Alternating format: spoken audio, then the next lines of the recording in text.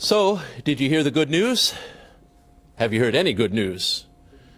It really seems like we don't too much, Newspapers, magazines, the internet don't seem to have much good news at all. What we hear is bad news.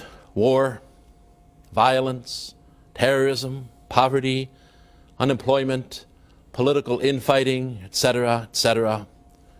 What's the good news? Well, today we heard good news.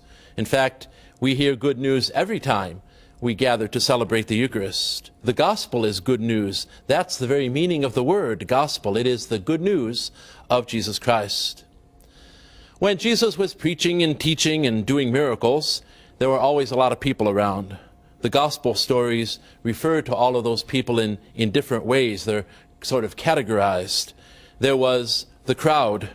The crowd referred to that large group of people that always seemed to be following Jesus. They were there at the Sermon on the Mount. They were fed by the loaves and the fishes. Many times Jesus spoke to them as a group. They would come and go, listening to Jesus and hoping to see a miracle and maybe even get one for themselves. They were simply called the crowd. Among the crowd was another group of people, though. The group that the Gospels call the disciples. Disciple is a Greek word, from a Greek word, that means student. This was a smaller group of people who followed Jesus more regularly. They were, in a sense, his students. They were learning from him the ways of the kingdom, and Jesus often had very specific instructions and teachings for them.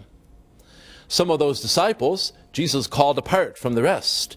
There were 12 of them, and the Gospels refer to them as the 12.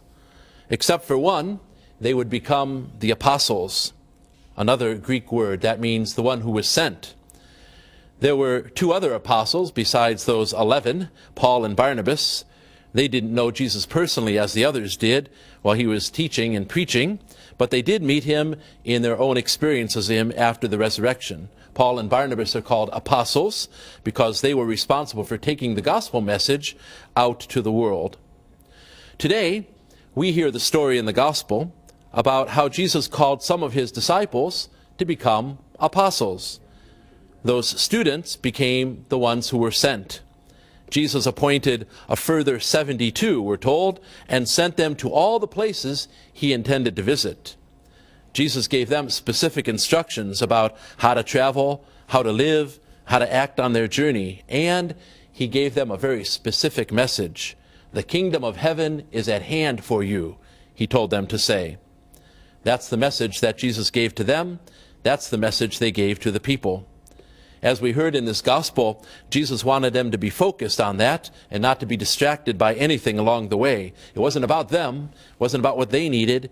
It was about the message. And the message hasn't changed. The good news is today what it simply was then. The kingdom of heaven is at hand for you.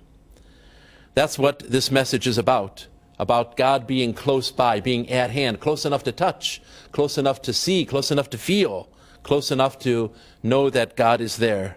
God cares. God is at work here. In spite of all the bad news, in spite of all the difficulty, God is working to save us and redeem us. There is war. There is violence. There is terrorism, unemployment, poverty. We do confront personally illness and grief and overwhelming sadness sometimes. But the Lord uses those bad things to create good things. So, in spite of what you might hear, there is plenty of good news. The kingdom of heaven is at hand for you.